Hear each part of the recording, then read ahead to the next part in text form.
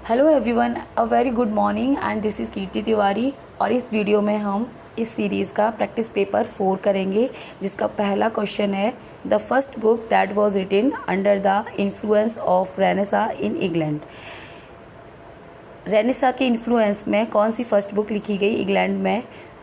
ए इसका सही जवाब है यूटोपिया इन 1516। यूटोपिया यहाँ पर पहली बुक लिखी गई थी। Who wrote utopia? यूटोपिया को किसने लिखा था? B is the right option here, Thomas More. Thomas More ने यूटोपिया को लिखा था। Utopia is the first book of Renaissance. Next है which movement mark as reformation of the society and religion? कौन सा मूवमेंट माना जाता है सोसाइटी एंड रिलीजन?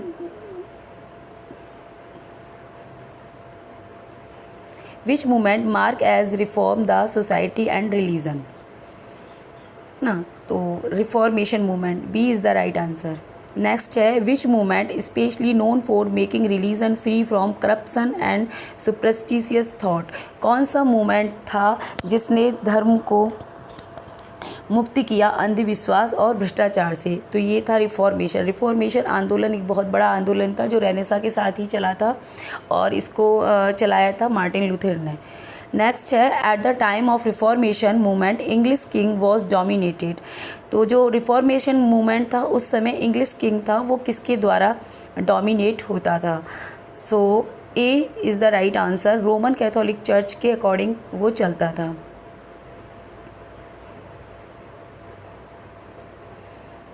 ए यानी कि जो भी रोमन कैथोलिक चर्च के रूल्स एंड रेगुलेशन होते थे उन्हीं को जो इंग्लिश किंग था वो फॉलो करता था। नेक्स्ट है in which country violent clashes were found between Catholics and Protestant? कौन सी सेंचुरी में जो क्लैशेस था यानी विद्रोह बढ़ गया कैथोलिक एंड प्रोटेस्टेंट के बीच में? तो ये 16th सेंचुरी में। C is the right answer. In which century there was series of events in England? ये जो सीरीज़ थी एक के बाद एक जो सीरीज़ थी ये कब स्टार्ट हुई थी इंग्लैंड में? जैसे कि पहले रेनेसा, फिर रिफॉर्मेशन और उसके बाद और भी सारे मूवमेंट स्टार्ट हुए थे। तो ये था हमारा 16th सेंचुरी की बात है, तब ये सीरीज़ स्टार्ट हुई थी। Who has the authority on English church before 16th century? 16th century से पहले इंग्लिश चर्च पर किसकी अथॉरिटी रहती थी, किसका राज चलता था? D is the right answer, pop. Pop के अकॉर्डिंग जो भी रूल रेगुलेशंस होते थे वो सारे इंग्लिश चर्च पर चलाए जाते थे। नेक्स्ट है in which movement in England the churches broke away from the authority of Pope and Roman Catholic Church? यानी कि कौन से जो मूवमेंट है उसके दौरान जो पॉप की जो अथॉरिटी थी वो इंग्लिश चर्च पर और रोमन कैथोलिक चर्च के जो रूल रेगुलेशन चलते थे उनको बिल्कुल नेगलेक्ट कर दिया था समाज ने, वो ये मूवमेंट था रिफॉर्मेशन वो मूवमेंट था, सी वाला। नेक्स्ट है the event which happen in reformation movement were related to European?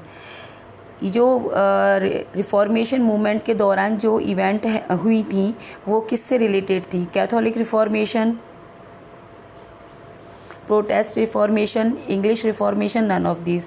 तो यहाँ पर ये नन ऑफ दीज सही हो जाएगा, नन किसी से नहीं थी।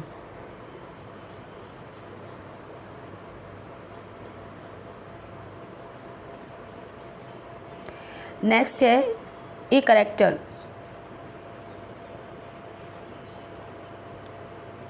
टीजीटी एक में आया ये question. A character which remains almost unchanged throughout the story is called? ऐसा करेक्टर जो पूरे प्ले के दौरान बिल्कुल एक जैसा रहता है उसको क्या कहा जाता है? तो इसको कहा जाता है फ्लैट करेक्टर। नेक्स्ट है what is closet drama? Closet drama क्या है? Drama to be acted in open, drama to be read. तो बी यहाँ पर राइट आंसर है, ड्रामा टू बी रीड। ये केवल पढ़ने के लिए होता है, क्लोजेट ड्रामा कभी भी परफॉर्म नहीं होता। नेक्स्ट है the correct term for a person of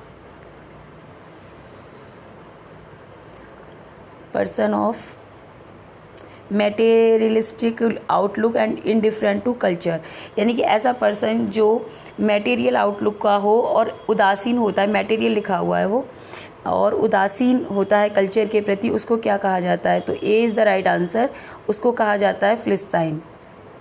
next है ऑटोग्राफी मीन्स, ऑटोग्राफी का क्या मतलब होता है? The life history of a person written by someone else, the life history of a person written by himself. तो B is the right answer, क्योंकि जो life होती है, ऑटो मीन्स, ऑटो का मतलब होता है सेल्फ, और बायो मीन्स लाइफ, और ग्राफी मीन्स लिखना।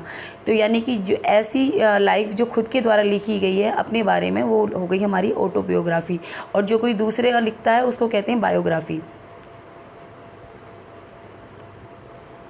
नेक्स्ट है myth comes from Greek mythos signifying. Myth है ना, ग्रीक से आया, और इस जो मिथोज है वो उसका क्या मतलब होता है?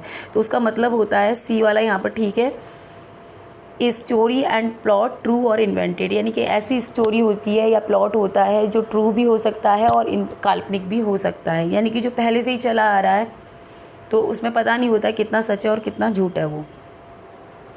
नेक्स्ट है which of the following has an episodic structure. किस में एपिसोडिक स्ट्रक्चर होता है? बायोग्राफी, हिस्ट्री, या फिर दोनों में? तो यहाँ दोनों में होता है, biography and history, so both of the above. Next है कॉम्प्लेक्स प्लॉट मस्ट कंटेन, एक कॉम्प्लेक्स प्लॉट में क्या होना चाहिए? Either, D is the right answer. Next है which of the following is not a features of a poetry, epic poetry. Epic poetry का features कौन नहीं है? तो आइम्बिक मीटर नहीं है ना, ये किसी में भी आप लिख सकते हो। तो unity of plot a noble hero होता है एक एपिक में, इट इज़ नैरेटेड, ये नैरेटेड भी होती है और यूनिटी भी इसमें होती है, लेकिन आइम्बिक मीटर कोई ज़रूरी नहीं है, आप मीटर कोई भी ले सकते हो लिखने के लिए। Choose the correct figure of speech following sentence, the camel is the ship of desert. तो इसमें मेटाफर है, figure of speech. Choose the correct figure of speech following sentence, the quality of mercy is not stand, it dropped as the gentle rain from heaven. तो इसमें simile हो जाएगा, D is the right answer.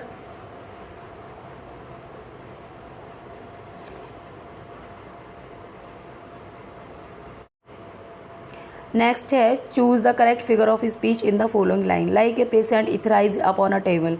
तो simile C is the right answer. The figure of speech he is too fond of red top. तो यहाँ पर हो जाएगा metonymy, B is the right answer. The figure of speech in pluck from the memory are rooted sorrow is.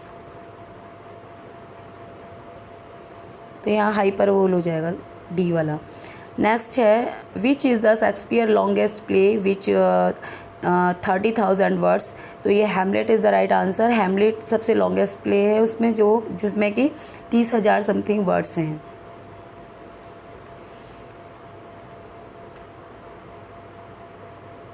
Next है which play of Shakespeare depict prince Hamlet and his revenge against the uncle Claudius who has murdered Hamlet's father in order to seize the throne and marry Hamlet's mother.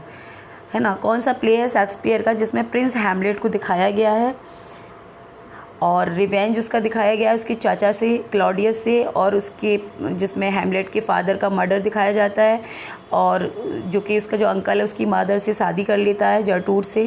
तो ये Hamlet play है Shakespeare का, D.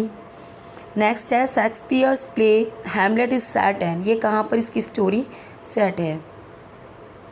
तो ये है Denmark में, है ना। Which play of Shakespeare has been described as the world most film story after Cinderella, यानी कि शेक्सपियर का ऐसा कौन सा प्ले है जो सबसे ज़्यादा, मतलब जिस पे फिल्म बनाई गई हैं आफ्टर सिंड्रेला, सिंड्रेला पे सबसे ज़्यादा फिल्म बनाई गई हैं।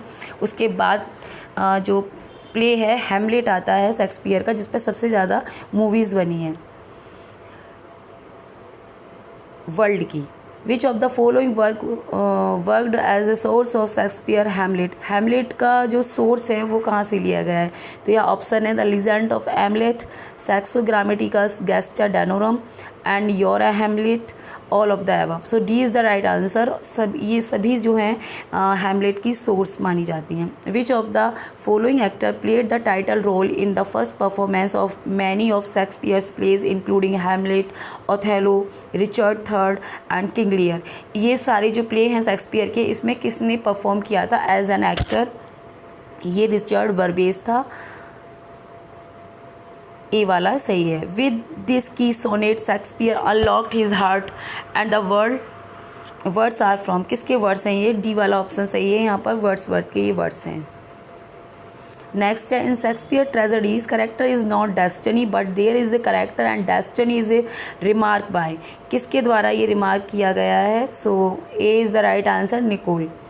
How came he dead? I will not be juggled with to hell allegiance woe to the blackest devil is a speech in Hamlet spoken by। Hamlet play में ये speech किसके द्वारा बोली गई है? So B is the right answer, Laertes है। Laertes जो Ophelia का भाई था उसने ये सब कुछ बोला है। नेक्स्ट क्वेश्चन है 33। If music be the food of love play on give me excess of it. Which play of Shakespeare opens with these lines. किस प्ले की ओपनिंग लाइन्स हैं ये? Twelfth night. A is the right answer.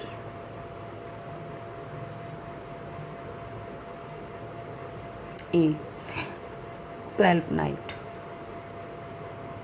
The time is out of joint, of course, sprite that ever I was born to set it right. This speech is by। ये speech किसके द्वारा बोली गई है? सो ये is the right answer, Hamlet ने बोली है कि मैं ये सब कुछ बदला लेने के लिए पैदा हुआ हूँ। ये उनकी खुद ही से ही बातें कर रहा है वो। नेक्स्ट है 35। The lunatic the lover and the poet are of imagination all compact. These words of Shakespeare are taken from. कहाँ से लिए गए हैं? So midsummer night dream जो प्ले है उनका, उससे ये लिए गए हैं। डी वाला यहाँ ठीक हो जाएगा। अबाउट टोटल्स मिसलेनी a character in Shakespeare's play says I had rather than 40 shillings I had my books of songs and sonnets here.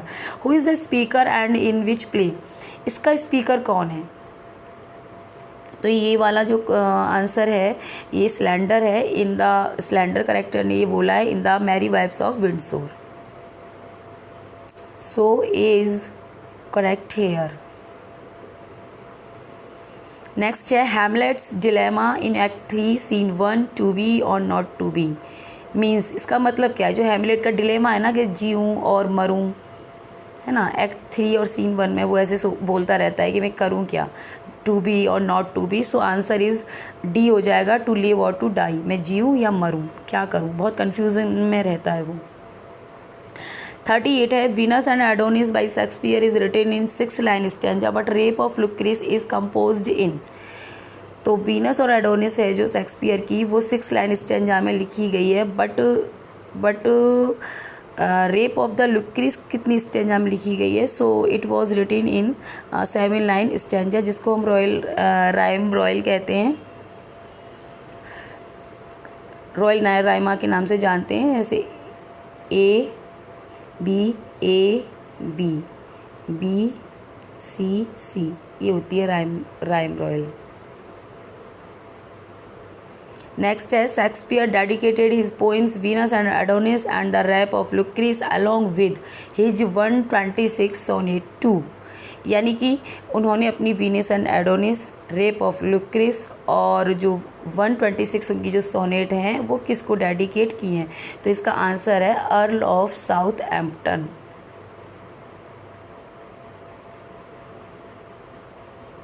Earl